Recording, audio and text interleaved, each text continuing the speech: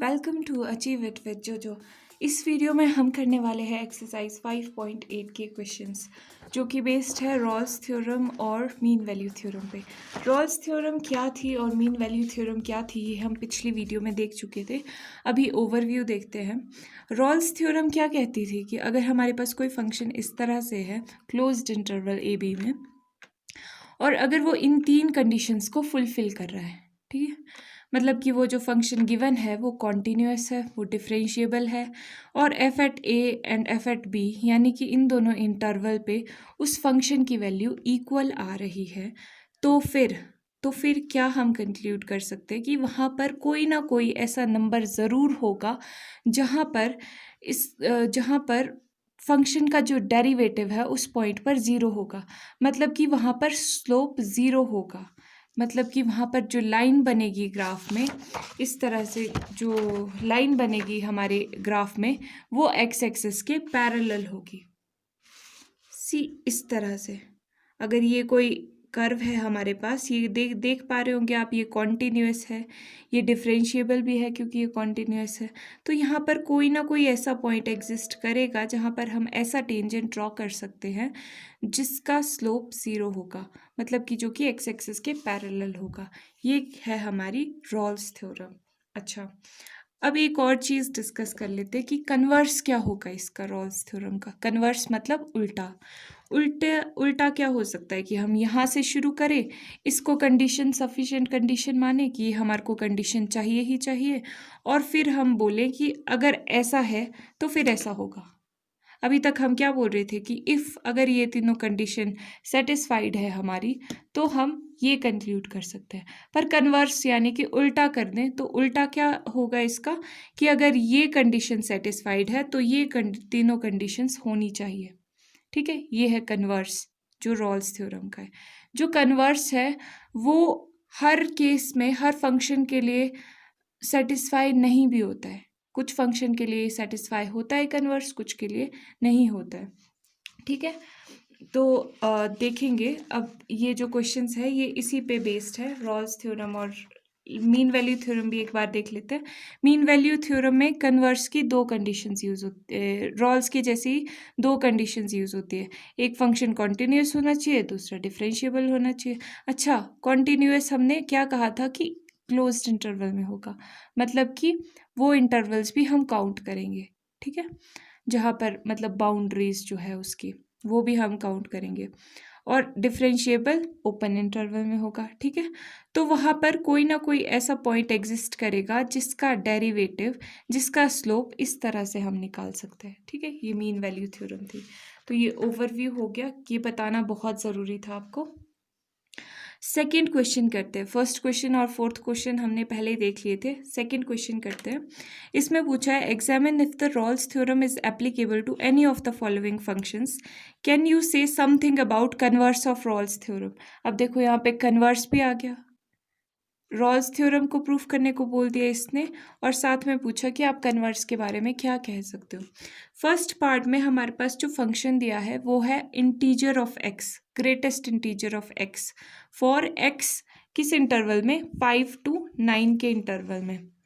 एक बार इसको ड्रॉ करते हैं, ये यहाँ पर देख लो, ये ऐसे ही आपको समझाने के लिए, ये बाउंड्री पॉइंट है 5 और 9। ठीक है, ये देखो। अब ग्रेटेस्ट इंटीजर फंक्शन में ना आपको 5.1 में भी शायद प्रॉब्लम आ रही थी, किसी ने कमेंट किया था, तो फिर मैं इसको आपको ना डिटेल में बता देती हूँ कि ग्रेटेस्ट इंटीजर फंक्शन होता क्या है। सी greatest integer, this thing denotes the greatest integer which is less than or equal to x। अब इसका क्या मतलब है, ध्यान से समझना। अगर आपके पास 1.22 दिया हुआ है, ठीक है, इसका अगर आपको ग्रेटेस्ट इंटीजर निकालने को कह दे तो इसमें हम क्या देखते हैं, जो रियल लाइन है, ठीक है, 1.2 जो पॉइंट है, यहाँ पे 0 है, यहाँ पे 1 है, यहाँ पे कहीं 1.2 आएगा। ठीक है, इसका ग्रेटेस्ट इंटीजर क्या होगा, जो x से पहले, मतलब कि जो इस पॉइंट से पहले, मतलब यहाँ पर, या फिर इसके इक्वल टू इंटीजर है। इससे पहले तो यही एक इंटीजर है 1, है ना, तो ये क्या आ जाएगा 1, इसका ग्रेटेस्ट इंटीजर क्या आ जाएगा 1। अच्छा, एक और एग्जाम्पल लेते हैं, 1.56, ठीक है, इसका ग्रेटेस्ट इंटीजर क्या आएगा? 1.56 कहीं यहाँ पर होगा, ठीक है। 1.56 से पहले जो इंटीजर है, रियल नंबर तो बहुत सारे हैं पर इंटीजर कौन सा है? 1 है, ठीक है। ग्रेटेस्ट इंटीजर है तो 0 भी इंटीजर है, -1 भी इंटीजर है, पर हमें सबसे बड़ा इंटीजर दिख रहा है। ये भी तो इंटीजर्स है लेकिन सबसे बड़ा यहाँ पे 1 है, इससे पहले जो बड़ा है, इस पॉइंट से पहले। चलो अब एक और एग्जाम्पल ले लेते हैं।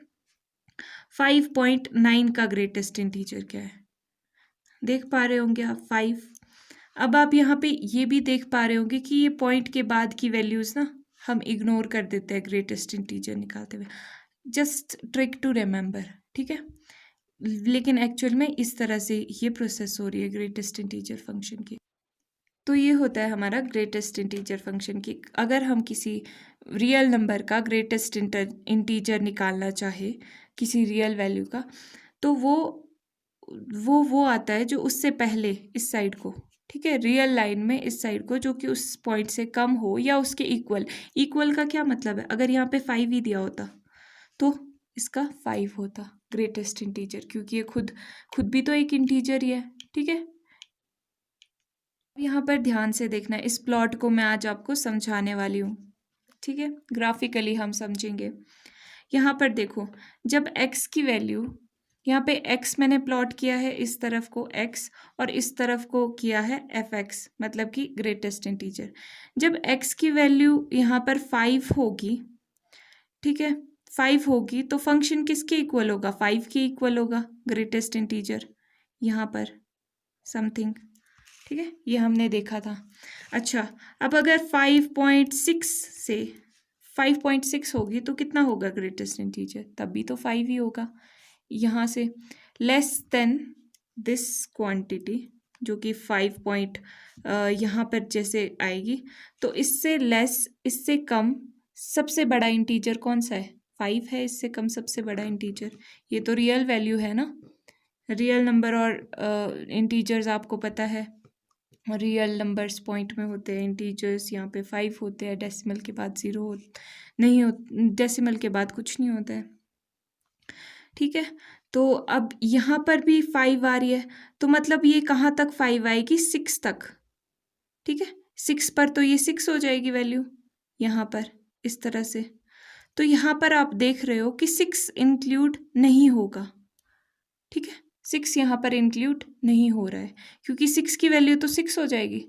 6 पे इसकी वैल्यू क्या आ जाएगी ग्रेटेस्ट इंटीजर की? 6 आ जाएगी, है ना। तो यहाँ पर भी अब इसी तरह से सेम ऐसी लाइंस बननी शुरू हो जाएगी। 7 पे फिर अगेन 7 हो जाएगी।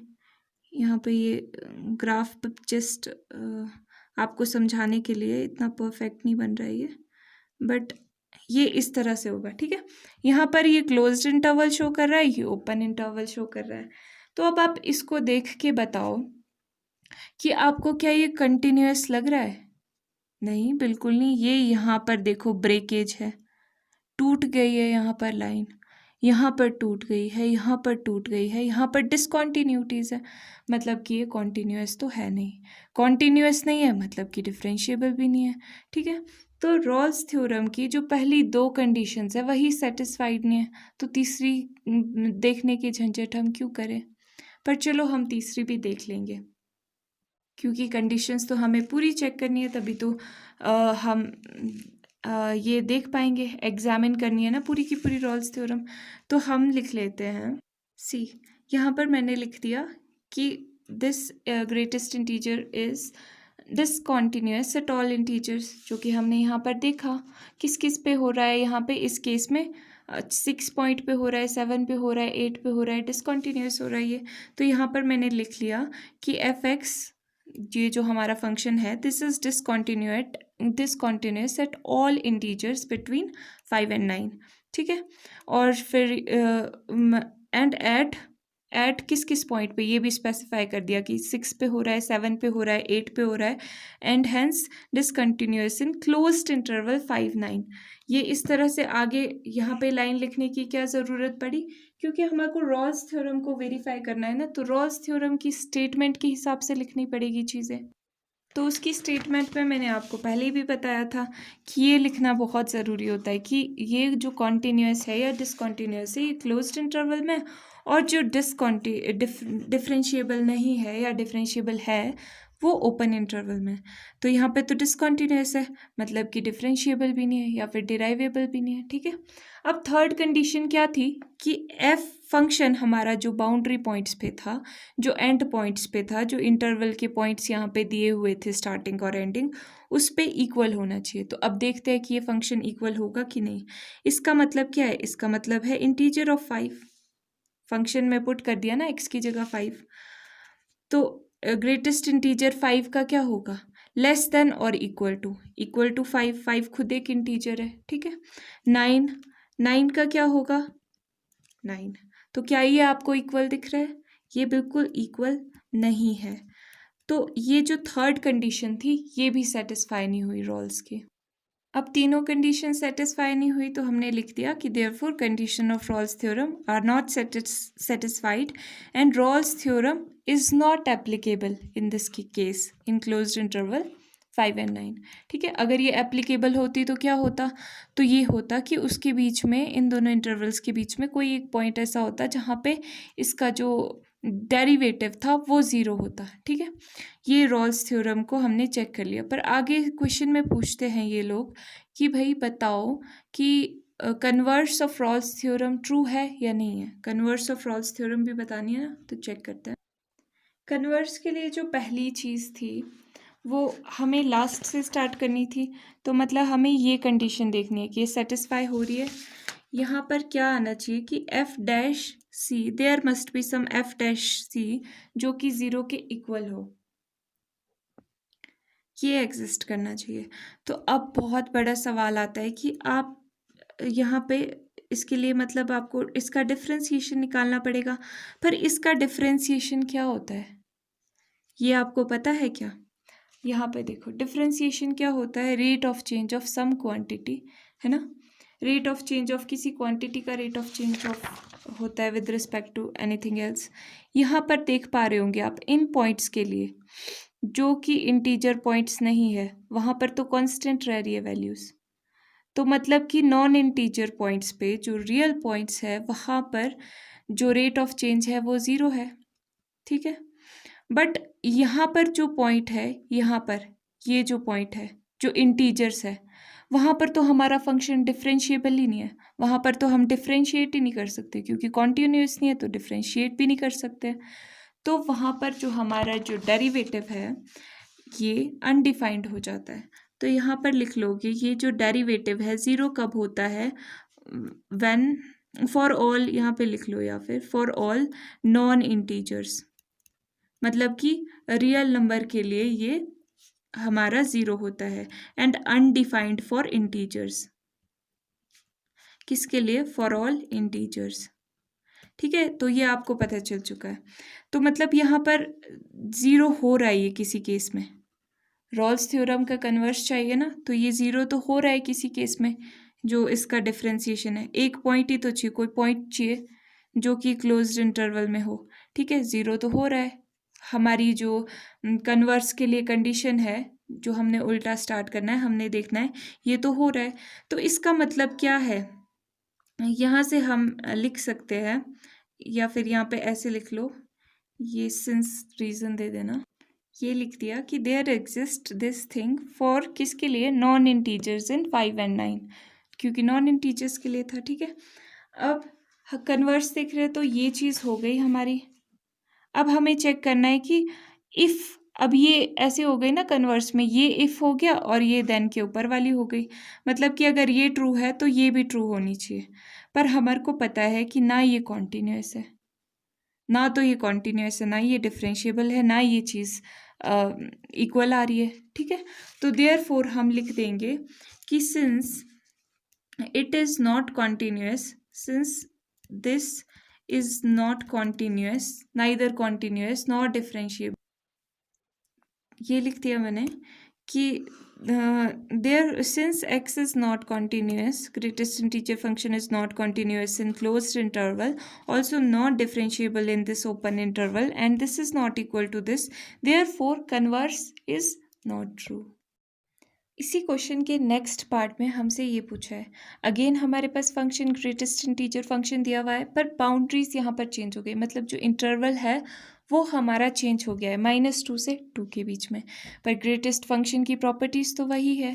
-2 से 2 के बीच में भी अगर हम प्लॉट करेंगे तो भी डिसकंटिन्यूअस पॉइंट्स आएंगे। पॉइंट -2 से 2 के बीच में यहाँ पर देख लो, फॉर एग्जांपल यहाँ पर आएगा कुछ पॉइंट इस तरह से आएगा, मतलब डिसकॉन्टिन्यूटीज़ वहाँ पर भी आएगी ग्रेटेस्ट इंटीजर फंक्शन में। ये आप खुद प्लॉट करके देखना, ठीक है, ये आपको होमवर्क रहा मेरी तरफ से। यहाँ पर तो हम क्या लिख लेंगे कि सिंस ये कॉन्टिन्यूस नहीं है, सबसे पहली बात इंटीजर पॉइंट्स पे ये कॉन्टिन्यूस नहीं है, मतलब कि -1 पे ये कॉन्टिन्यूस नहीं होगा, 0 पे ये डिसकॉन्टिन्यूटी शो करेगा, 1 पर भी डिसकॉन्टिन्यूटी शो करेगा, 3 पॉइंट्स पे। तो हम लिख देंगे कि हमारे 3 पॉइंट्स पे जो है डिसकॉन्टिन्यूस है फंक्शन। डिसकॉन्टिन्यूस है यानी कि कॉन्टिन्यूटी वाली कंडीशन फुलफिल नहीं कर रहा है, ठीक है। फंक्शन डिसकॉन्टिन्यूस है तो वो डिफरेंशिएबल भी नहीं होगा, ये हमने थ्योरम पढ़ी है ना। फिर थर्ड चीज़ और क्या चेक करनी है कि f at this point is that equal to f at this point, ठीक है, ये चीज़ भी हम चेक कर लेंगे। तो ये लिख लेती हूँ मैं हेयर, ये मैंने लिख दिया कि सिंस दिस इज डिसकॉन्टिन्यूस, पिछले बिल्कुल सेम लैंग्वेज पिछले वाले क्वेश्चन की जैसी लिखी है कि ये डिसकॉन्टिन्यूस है इंटीजर्स पे, कहाँ कहाँ पर -1 0 एंड 1 पे, और therefore this is discontinuous in closed interval -2 and 2। ये क्लोज्ड इंटरवल लिखना मत भूलना, ठीक है। और यहाँ पर डिराइवेबल इन ओपन इंटरवल लिखना बिल्कुल मत भूलना, ठीक है। थर्ड कंडीशन जो हम चेक कर रहे थे कि ये जो है, अगर हम x की जगह इस ग्रेटेस्ट इंटीजर फंक्शन पे -2 एंड 2 डाल दें, -2 एंड 2 डाल दें, तो क्या ये इक्वल होगा फंक्शन इन पॉइंट्स पे? अच्छा, -2 इंटीजर के तो इक्वल ही होता है, ठीक है। ग्रेटेस्ट इंटीजर फंक्शन में इसकी वैल्यू तो यही है, क्योंकि पॉइंट के बाद तो कुछ है नहीं जिसको हम काट दें, ठीक है। तो यही चीज़ है। तो ये क्या इक्वल है? बिल्कुल नहीं। Since this is not equal to this, यहाँ पे देयरफॉर लिख लो, सिंस लिख लो, कुछ भी लिख लो। तो देयरफॉर रॉल्स कंडीशंस तो तीनों की तीनों सेटिस्फाई नहीं हुई, कोई भी सेटिस्फाई नहीं हुई, तो रॉल्स थ्योरम हमारी इस पर्टिकुलर फंक्शन के लिए एप्लीकेबल नहीं है। हम इस पे अप्लाई कर ही नहीं सकते क्योंकि ये तीनों कंडीशंस तो सेटिस्फाई कर ही नहीं रहे, तो हम कैसे अप्लाई करते हैं, ठीक है। तो हम लिख लेंगे therefore Rolle's theorem is not applicable for this. यही चीज़ मैंने यहाँ पे लिख दी। पर अभी क्वेश्चन यहाँ पर ख़त्म नहीं हुआ है, अभी कन्वर्स भी तो चेक करना है। अच्छा, कन्वर्स सेम पहले जैसा ही आएगा। ग्रेटेस्ट इंटीजर फंक्शन में बहुत सारे ऐसे पॉइंट्स होंगे जहाँ पर 0 आ रहा होगा, हमारा रेट ऑफ चेंज 0 आ रहा होगा, मतलब डेरिवेटिव 0 आ रहा होगा, मतलब स्लोप जो है एक्स एक्सिस के पैरेलल आ रहा होगा। कुछ इस टाइप के हमारे यहाँ पे स्ट्रक्चर बनने वाले हैं यहाँ पर भी, ठीक है। तो हम क्या कह देंगे कि ये तो सेटिस्फाइड है कि भाई हमारे 0 तो आ रहा है, ये चीज़ तो हमारा आ रहा है, बिल्कुल सेम ऐसा ही लिखेंगे, ये चीज़ तो हमारा आ रहा है किस इंटरवल में, -2 एंड 2 के बीच में, क्योंकि ये चीज़ हमारा 0 है, ठीक है। तो हम ये यहाँ पे लिख देंगे कि ये चीज़ हमारी आ रही है, एग्जिस्ट कर रही है, पर हमारा ये कॉन्टीन्यूअस नहीं है फंक्शन, फिर भी कॉन्टीन्यूअस नहीं है, डिफरेंशिएबल भी नहीं है, और ना ही ये चीज़ इक्वल है, तो कन्वर्स इसका ट्रू नहीं है। तो सेम इसी तरह की लैंग्वेज यहाँ पर भी हम लिख देंगे। हेयर ये चीज़ मैंने यहाँ पे लिख दी, ठीक है, कि भैया हमारे पास डेरिवेटिव तो 0 आ रहा है, किसी एक ही पॉइंट पे चाहिए ना हमको, मिनिमम एक पॉइंट पे तो होना ही चाहिए, पर यहाँ पे तो बहुत सारे पॉइंट्स पे 0 आ रहा था, तो हमने लिख दिया कि ये तो 0 है ही। Also this is this is not continuous नहीं है ग्रेटेस्ट इंटीजर फंक्शन, तो डिफरेंशिएबल भी नहीं है, और ये भी वही चीज़ बार बार रिपीट हो रही है, ठीक है। होपफुली आपको यहाँ तक बिल्कुल समझ आ गया होगा। अब आगे नेक्स्ट करते हैं। इस क्वेश्चन को देखो, अब इसके लिए हमें एग्जामिन करनी है कि रॉल्स थ्योरम इस फंक्शन के लिए एप्लीकेबल है या नहीं। फंक्शन के लिए एप्लीकेबल मतलब 3 चीज़ें देखनी पड़ेगी। सबसे पहले देखो कॉन्टीन्यूटी, कहीं पे यहाँ पे 1/0 वाली फॉर्म बन रही है? बिल्कुल नहीं बन रही, मतलब कि फंक्शन कहीं पे अनडिफाइंड नहीं है, डिसकॉन्टीन्यूअस नहीं है। डिसकॉन्टीन्यूअस नहीं है तो क्या है, फंक्शन हमारा कॉन्टीन्यूअस है। और ऊपर से दूसरी बात आप ये देखो कि ये पॉलिनोमियल फंक्शन है और सारे पॉलिनोमियल फंक्शंस कॉन्टीन्यूअस होते हैं, ठीक है। तो हम लिख देंगे कि ये कॉन्टीन्यूअस है। अब कॉन्टीन्यूअस है इसका मतलब डिफरेंशिएबल भी है, तो हम लिख देंगे कि since it is continuous it is also differentiable. अब फिर तीसरी कंडीशन क्या रह जाएगी, दो कंडीशंस हमारी चेक हो गई, थर्ड रह जाएगी इन पॉइंट्स पे फंक्शन की वैल्यू चेक करना, ठीक है। तो लिख देते हैं, तो यहाँ पर मैंने ये लिख दिया है, क्या लिखा है कि ये पॉलिनोमियल फंक्शन है तो कॉन्टीन्यूअस डिराइवेबल है हर जगह पर, माइनस इन्फिनिटी से इन्फिनिटी तक कोई भी पॉइंट ले लो। पर रॉल्स थ्योरम की स्टेटमेंट के अनुसार हमें लिखना है, तो हमने यहाँ पे लिख दिया कि क्लोज्ड इंटरवल में कॉन्टीन्यूअस है, ओपन इंटरवल में डिराइवेबल है। किस इंटरवल में, ये 1 2 वाले, ठीक है। और थर्ड चीज़ क्या थी, फंक्शन की वैल्यू देखनी है 1 और 2 पे। 1 पे देखेंगे, मतलब कि फंक्शन की वैल्यू कैसे देखते हैं, x की जगह 1 पुट कर देंगे, ये आ जाएगा 1 का स्क्वायर माइनस 1। और सिमिलरली 2 जब पुट करेंगे तो ये आ जाएगा 2 का स्क्वायर माइनस 1। अब इसको सॉल्व कर लेते हैं, 1 माइनस 1 ये आ गया 0, ये 2 टू ज़ 4 माइनस 1 ये आ गया 3। तो ये देखो ये क्या इक्वल है, बिल्कुल नहीं, ये तो इक्वल नहीं है। Since this is not equal, तो थर्ड कंडीशन जो है हमारी वो सेटिस्फाई नहीं हो रही है रॉल्स थ्योरम की। तो हमारी जो रॉल्स थ्योरम है वो इस फंक्शन के लिए, इस पर्टिकुलर फंक्शन के लिए एप्लीकेबल नहीं है, क्योंकि ये तीनों कंडीशन सेटिस्फाई नहीं कर रही है। तो लिख दो कि this is not applicable here, ये चीज़ मैंने लिख ली। पर यहाँ पर अभी काम ख़त्म नहीं हुआ है, अब कन्वर्स के लिए चेक करते हैं। Now let's check for okay, converse का मतलब क्या है कि हमारे पास कोई ना कोई ऐसा पॉइंट सी एग्जिस्ट करना चाहिए जहाँ पर ज़ीरो हो डेरिवेटिव, ठीक है। तो मतलब इसके लिए हमारे को सबसे पहले डिफ्रेंसिएशन करना पड़ेगा हमारे फंक्शन का। हमारे पास फंक्शन जो है वो क्या गिवन है, एक्स स्क्वायर माइनस 1। यहाँ पर मैं लिख लेती हूँ f x is equals to x square minus 1, ठीक है। तो एक्स स्क्वायर, इसका डिफ्रेंसिएशन निकालते हैं सबसे पहले। क्या आएगा, एक्स स्क्वायर का 2x minus 1 is a constant, तो इसका 0 आ जाएगा, ठीक है, माइनस 0 0, ठीक है। तो यहाँ पर कोई पॉइंट C ऐसा एग्जिस्ट करना चाहिए, C जो कि 0 हो, ठीक है, जिसका डेरिवेटिव 0 हो, फंक्शन का, जिससे फंक्शन का डेरिवेटिव जिस पॉइंट पे 0 हो, मतलब ये चीज़। अब यहाँ से आप देख सकते हो कि दिस इम्प्लाइज C2 अगर आप दूसरी तरफ ले जाओगे तो 0 हो जाएगा। तो C0 पॉइंट पे, अगर 0 पे हम चेक करें, 0 पर जो इस फंक्शन का डेरिवेटिव है वो 0 आ रहा है, ठीक है, इसका मतलब ये है। तो अब देखो कि क्या ये 0 हमारे गिवन इंटरवल में बिलोंग कर रहा है। इंटरवल क्या दिया हुआ है हमारे पास, 1 2 इंटरवल दिया हुआ है। तो 1 2 इंटरवल, ओपन इंटरवल में, मतलब कि 1 और 2 भी काउंट नहीं करना है। 1 और 2 के बीच में क्या 0 है, बिल्कुल नहीं है, नहीं है ना। तो मतलब कि कन्वर्स इसके लिए भी, इस फंक्शन के लिए भी रॉलीज थ्योरम का कन्वर्स नहीं ट्रू है। तो ये हमने लिख दिया कि this C is equals to 0 does not belong between 1 and 2। 1 और 2 के बीच में तो 0 भैया आता ही नहीं है। Therefore converse of Rolle's theorem is also not true. इस क्वेश्चन में हमने क्या किया, एक बार फिर से देख लेते हैं। हमने यहाँ पर हमें पहली चीज़ बोली थी कि भैया आप बताओ कि रॉल्स थ्योरम इस फंक्शन के लिए एप्लीकेबल है या नहीं। फिर बोला हमने कि ठीक है हम बता देते हैं, हम तीनों कंडीशंस चेक कर लेते हैं। सबसे पहले कॉन्टीन्यूटी चेक की, कॉन्टीन्यूअस था। डिफरेंशिएबिलिटी चेक की, डिराइवेबल था। फिर थर्ड चीज़ हमने चेक की कि इन जो इंटरवल्स पे फंक्शन की वैल्यू है वो इक्वल आ रही है, वो तो इक्वल नहीं आ रही थी, वो तो 0 और 3 थी। तो हमने बोला भाई ये काम नहीं बनेगा, तो ये तो रॉल्स थ्योरम की कंडीशन ही सेटिस्फाई नहीं कर रहा है, तो रॉल्स थ्योरम तो कैसे अप्लाई करेंगे हम, तो वो नॉट एप्लीकेबल हो गई, ठीक है। फिर हमने कन्वर्स देखा। कन्वर्स कैसे देखा, कन्वर्स में हमने लास्ट से, मतलब कि जो रिज़ल्ट था रॉल्स थ्योरम का वहाँ से शुरू किया कि हमने भाई ये चीज़ देखनी है। तो इस चीज़ के लिए हमारे को डेरिवेटिव निकालना पड़ना था अपने फंक्शन का, जो कि ये दिया हुआ था।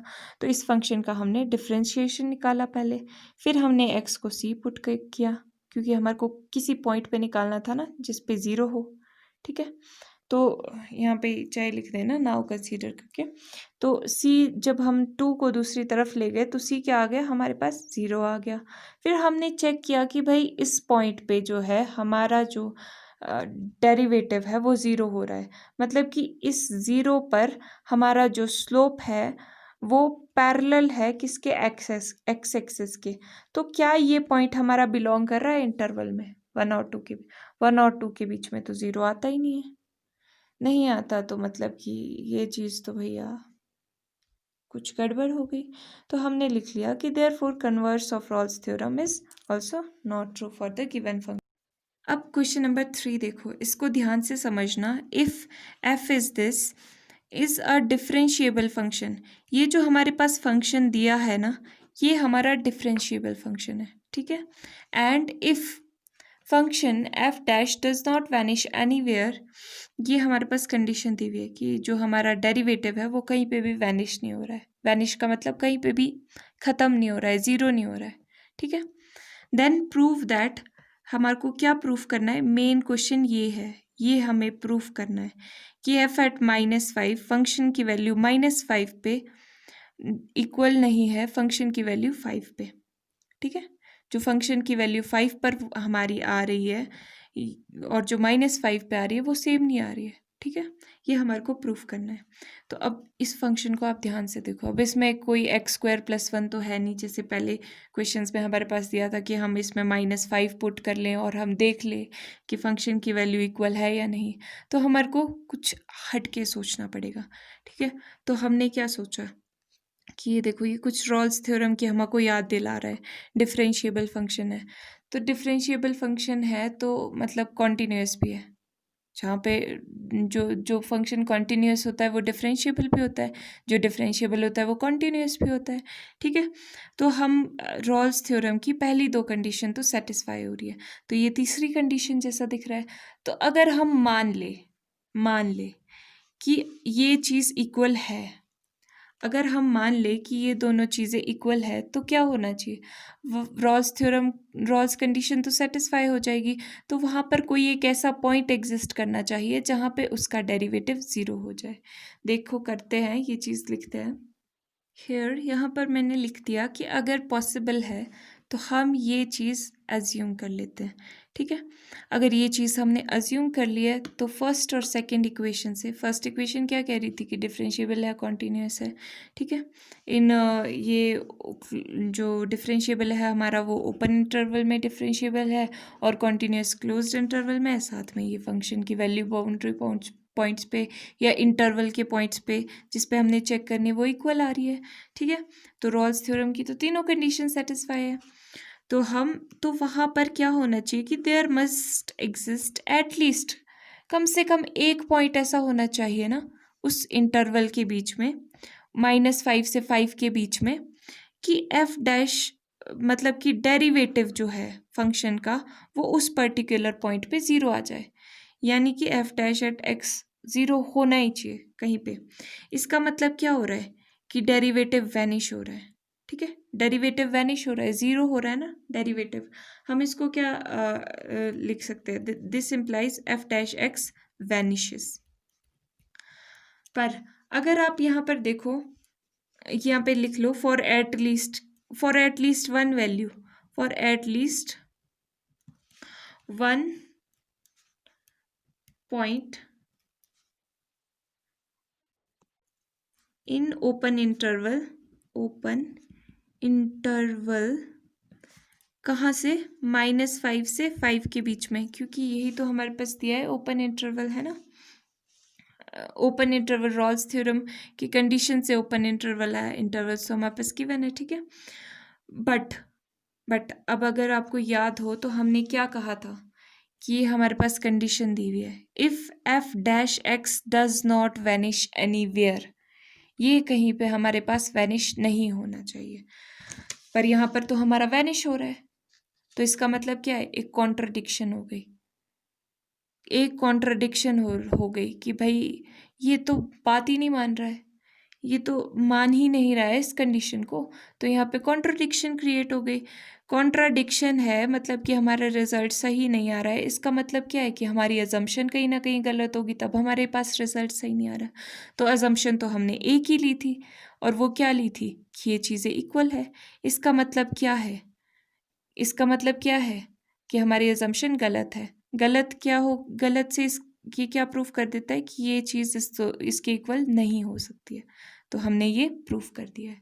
इसको हम स्टेटमेंट्स में कैसे लिखेंगे, ऐसे ऐसे हमने लिख दिया। क्या लिखा कि but this is contrary, contradict कर रही है, या लिख लो but this is contradicting the given equation, given condition that f dash does not should not vanish anywhere. ये तो क्वेश्चन से ही हमने लिख दिया, ठीक है। Therefore our assumption in equation two ये वाली ली थी हमने, इज रॉन्ग।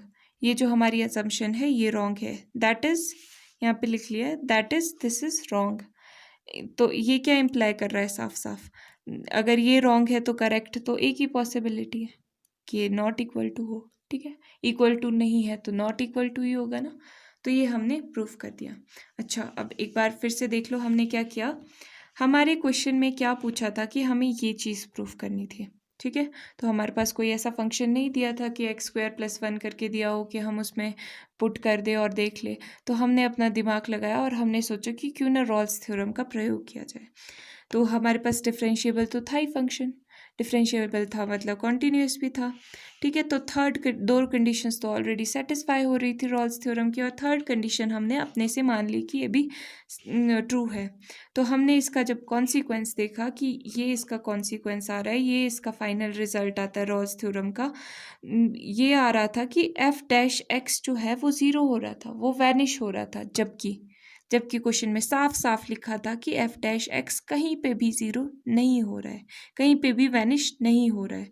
तो ये हमारी अजम्पशन को कॉन्ट्राडिक्ट कर रहा था, हमारे रिजल्ट को कॉन्ट्राडिक्ट कर रहा था, गलत बता रहा था कि भाई आपका रिजल्ट गलत है। तो हमने बोला कि हमारा रिजल्ट गलत हो रहा है, क्यों? क्योंकि हमने एक अजम्पशन की थी और वो गलत है, तभी तो रिजल्ट गलत होगा। तो हमने लिख दिया कि हमारी अजम्पशन ही गलत है भाई, तो ये नहीं हो सकता और ये सही है, हैंस प्रूव्ड। क्वेश्चन नंबर 5 देखिए, ये बेस्ड है मीन वैल्यू थ्योरम पे। इसमें कहा है कि हमें वेरीफाई करना है mean value theorem if function हमारे पास गिवन है इन इंटरवल, किस इंटरवल में, ए बी इंटरवल में। ए क्या है 1 3, तो 1 3 ऐसे लिख सकते हैं ना, ए की जगह 1 लिख दो, 3 ऐसे लिख दो, ठीक है। तो ये हमने लिख दिया कि हमारे पास गिवन है। अच्छा, पहला पार्ट तो हो गया कि वेरीफाई करना है। ये क्वेश्चन नंबर 4 की तरह जो पिछली वीडियो में भी वेरीफाई किया है वैसे ही करेंगे। साथ में फाइंड ऑल सी, साथ में ऐसे भी पॉइंट्स फाइंड आउट करने हैं 1 और 3 के बीच में, ऐसे पॉइंट्स फाइंड आउट करने हैं जिसके लिए ये जो डेरिवेटिव है, फंक्शन का डेरिवेटिव है, वो ज़ीरो हो रहा है। मतलब वो पॉइंट्स भी हमारे को बोला है फाइंड आउट करने पे जहाँ पे स्लोप ज़ीरो आ रहा है इस फंक्शन के पॉइंट्स का, ठीक है। तो ये हमारा क्वेश्चन है।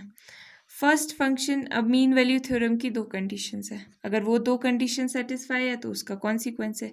वेरीफाई करने का मतलब क्या है कि हमारे को पहले वो चेक करना पड़ेगा कि ये दोनों कंडीशन सेटिस्फाई हो रही है। अगर ये दोनों कंडीशन सेटिस्फाई हो रही है तो क्या ये रिजल्ट भी ट्रू आ रहा है, ये चीज़ आएगी तो आएगी, पर क्या ये ट्रू आ रही है, ये भी सही है या नहीं है, ठीक है। ये हम कैसे देखेंगे, पहले देखो फर्स्ट टू कंडीशंस।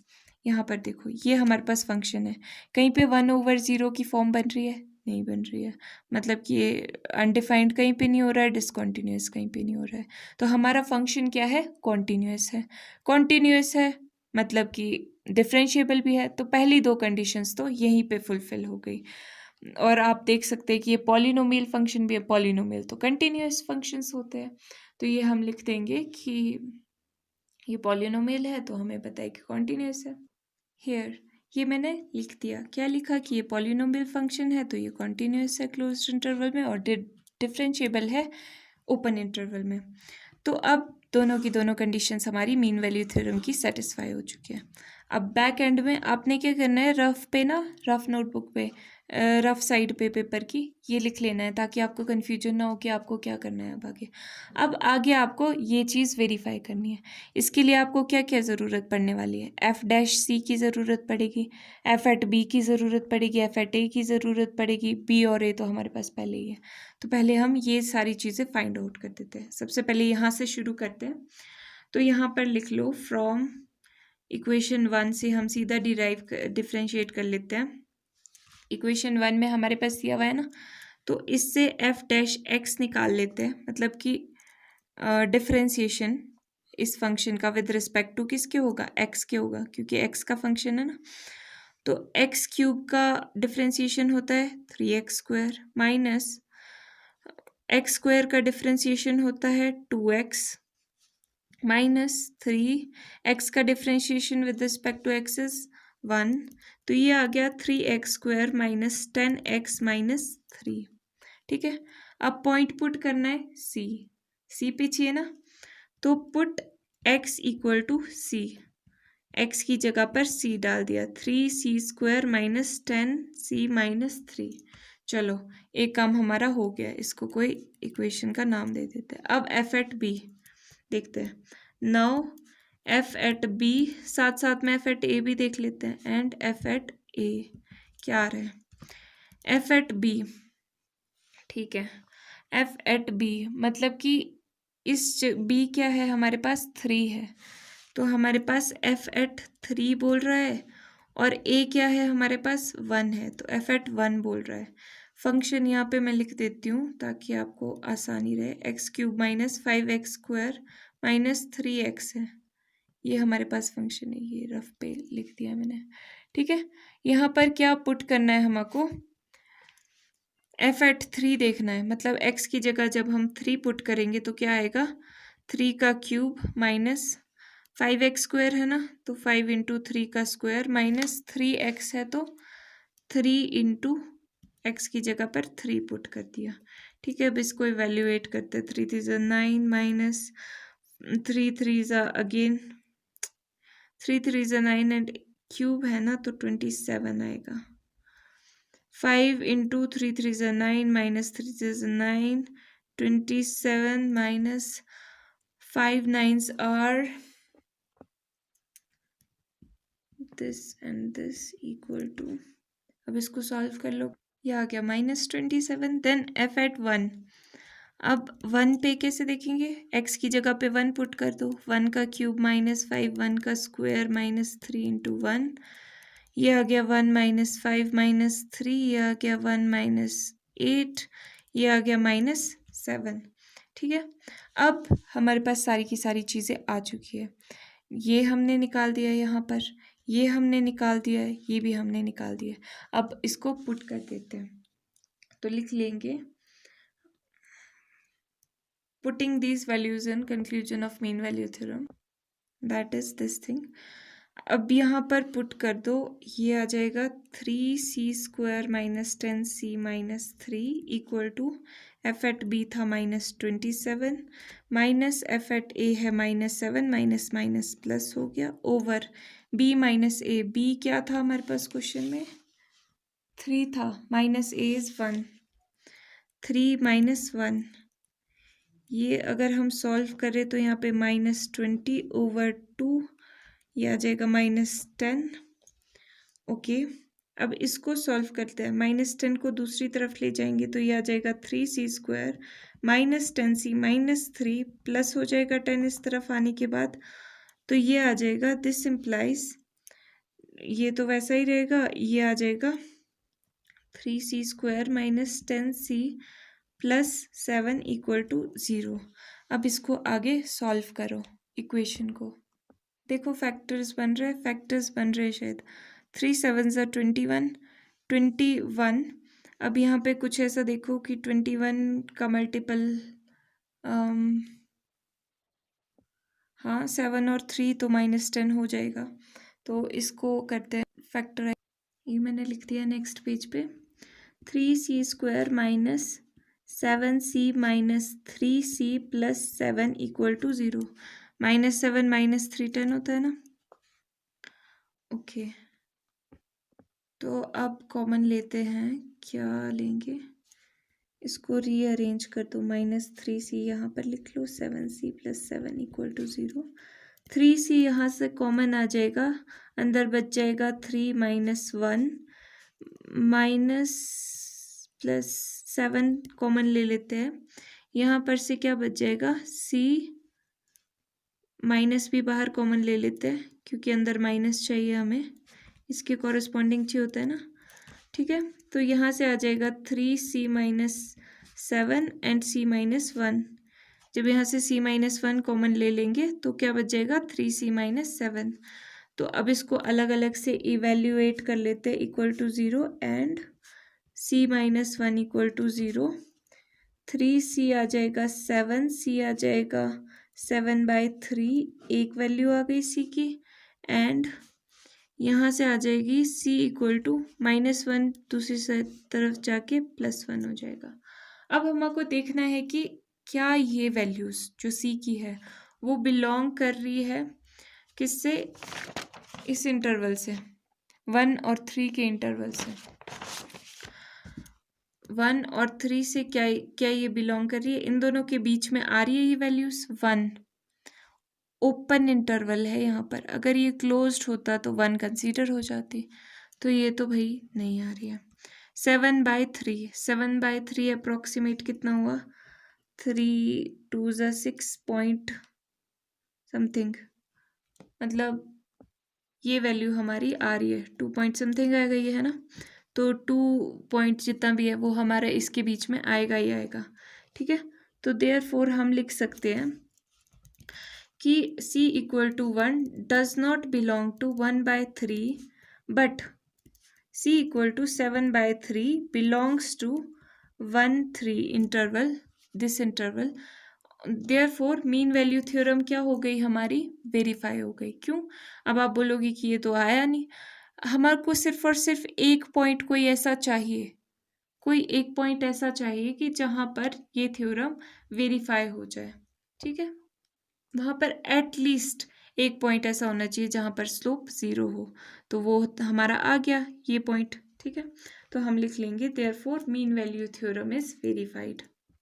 ओके, अब इस क्वेश्चन का जो सेकंड पार्ट है वो क्या कहता है कि ऐसे पॉइंट्स फाइंड आउट करो जहाँ पर डेरिवेटिव 0 हो, ठीक है, डिफरेंशिएशन जहाँ पर 0 हो इस फंक्शन की। तो ठीक है, लिख लेते हैं कि now we are to find this thing. तो हमने लिख लिया कि let's find this all points c जो कि 1 और 3 के बीच में है, जिसके लिए हमारा जो डेरिवेटिव है वो 0 है। तो डिफरेंशिएशन तो हमने पहले ही निकाल रखा था इक्वेशन 2 में, यहाँ पर देखो इसका f' तो पहले ही निकाल रखा था हमने। तो ये हमें फाइंड आउट करना है कि किस किस के लिए 0 है। फाइंड आउट करने के लिए हमको c फाइंड आउट करना है, इसका मतलब तो यही है ना, c ही तो फाइंड आउट करना है। तो इस इक्वेशन को सॉल्व कर देते हैं, c फाइंड आउट हो जाएगा। तो सिंपल सी बात है, फैक्टराइजेशन से क्या हो, ये हो रहा है 3 3 9, माइनस का साइन है साथ में, तो हमको क्या करना पड़ेगा, फॉर्मूले से इसके रूट्स निकालने पड़ेंगे। तो लिख लो आप, सॉल्विंग फॉर c, क्या करें, कौन सा वाला फॉर्मूला है रूट्स निकालने का क्वाड्रेटिक इक्वेशन की, -b + √b² - 4ac, यही फॉर्मूला है ना, ओवर 2a। अब यहाँ पे कंपेयर करो, b क्या है, b है 10, -10 है यहाँ पे b, तो माइनस माइनस हो जाएगा, जब b -10 पुट करेंगे तो माइनस माइनस प्लस हो जाएगा, 10 + b² -10 का स्क्वायर क्या आ जाएगा, 10 10 100 -4, a क्या है 3 है, c क्या है -3 है, यहाँ पे -3 माइनस माइनस प्लस कर दिए मैंने, ओवर 2a, a क्या है 3 है। चलो अब इसको सॉल्व कर दो, 10 प्लस माइनस ये चीज़ क्या आ गई, 100 plus 4 3 3 9, 9 4 36 over 3 2 6 equal to 10 plus minus 136 over 6। अब इस चीज़ को आप with the help of calculator calculate कर लो, तो क्या आएगा, कि अगर कैलकुलेटर से आप नहीं भी करो ना, आप यहाँ पर 10 प्लस माइनस, यहाँ पर देखो ये 4 का मल्टीपल है, 4 से ये मल्टीप्लाई हो रहा है। 4 कितने ज़ा होता है, ये 34 ज़ा दिस थिंग ओवर 6। तो यहाँ से जब अंडर रूट से बाहर आएगा 4 तो ये 2 हो जाएगा। तो ये क्या आ जाएगा, 10 प्लस माइनस 2 अंडर रूट 34 बच जाएगा अंदर। ठीक है, रूट से जब कोई चीज़ बाहर आती है तो इसका स्क्वायर होगा ना ये। ठीक है, रूट से अंडर रूट ऑफ 4 क्या होता है, 2 होता है अंडर रूट ऑफ 4 6। तो यहाँ से आप 2 कॉमन ले सकते हो, 2 कॉमन लोगे तो 5, 2 5 ज़ा 10 माइनस प्लस माइनस 34 ओवर 6, ये आ जाएगा 3। 5 plus minus under root 34 over 3, या इसको आप अलग अलग से लिखो तो plus 34 over 3 and 5 minus under root 34 upon 3, ये चीज़ है। अब यहाँ पे आप देखो, अगर आप बिना कैलकुलेटर के भी करना चाहो, वैसे आप कैलकुलेटर भी कर सकते हो, पर मैं आपको बिना कैलकुलेटर वाला अप्रॉक्सीमेशन तरीका बताती हूँ। यहाँ देखो, अंडर रूट 34 किसके आसपास, 36 के आसपास है। मतलब कि आप ऑलमोस्ट इसको 36 ले लो, मतलब मोटा मोटा अप्रॉक्सीमेट करने के लिए कि क्या आ रहा है। तो इसका 36 का अंडर रूट 6 होता है, तो 6 प्लस 5 हो गया अपना 11। 11 ओवर 3, 11 को डिवाइड करो 3 से, 3 4 ज़ा तो 12 होता है, तो मतलब 3 पॉइंट समथिंग आना चाहिए। तो मतलब ये 3 पॉइंट समथिंग समथिंग आएगा। और ये जो चीज़ है 5 माइनस 6, मतलब ये 36 ले लो अप्रॉक्सीमेटली, उसके आसपास ही है। तो 5 माइनस 6 मतलब कि -1 आ जाएगा। -1 upon 3 approximately 0 point something something होगा, है ना। तो अब ये चीज़ देखो कि ये क्या हमारे पॉइंट्स में इंटरवल में लाई कर रहा है। इंटरवल क्या था, 1 3 का इंटरवल था।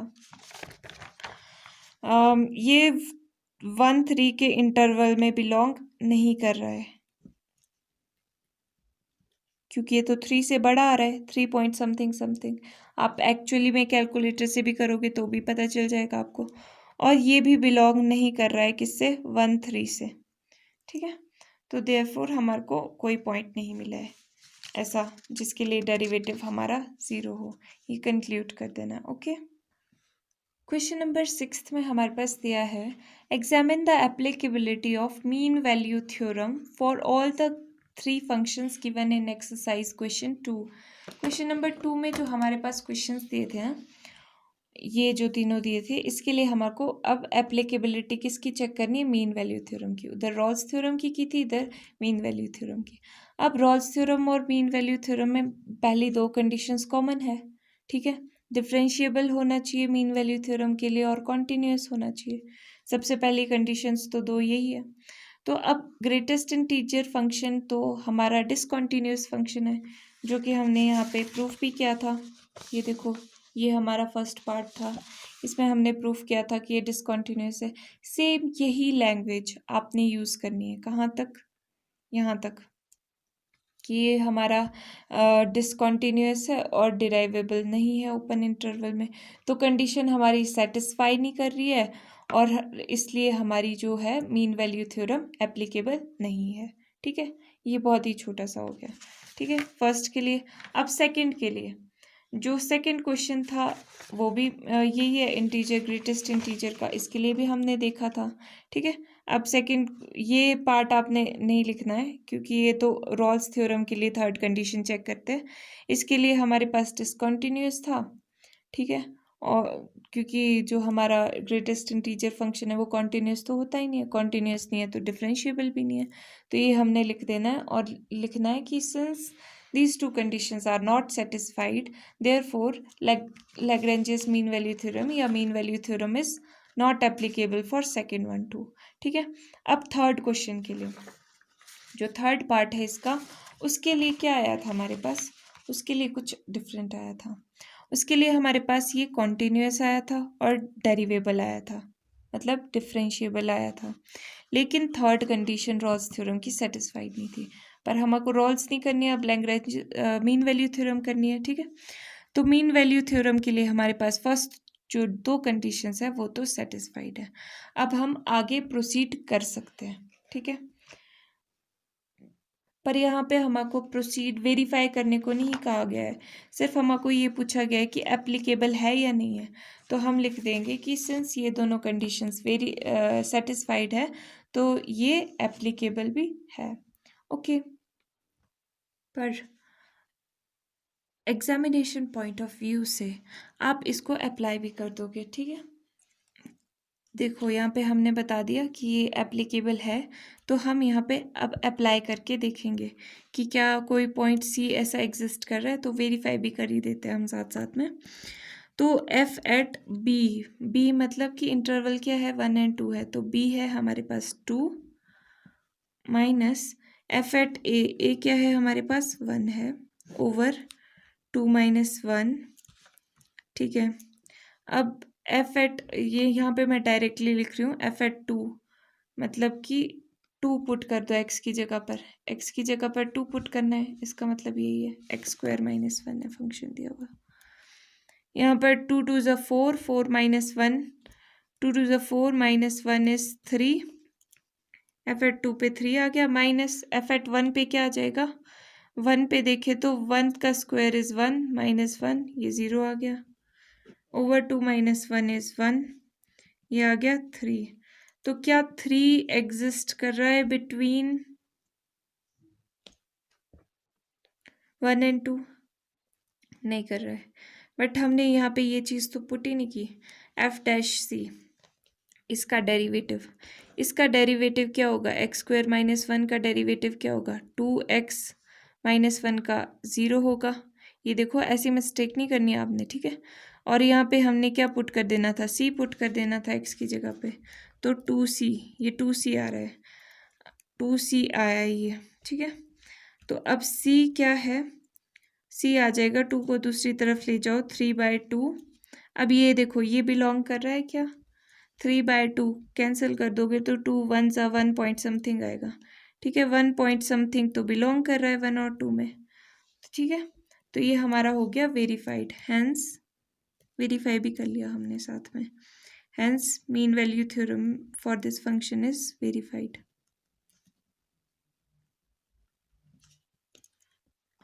होपफुली आपको ये वीडियो में जो भी चीज़ मैंने बताई है वो समझ आई हो कि वीडियो को लाइक ज़रूर करना, कमेंट्स में ज़रूर बताना कैसी लगी, और ज़्यादा अच्छी लगे, दोस्तों को हेल्प करना चाहो एग्ज़ाम टाइम में, अभी के टाइम में, तो शेयर भी ज़रूर कर देना। Okay, bye bye.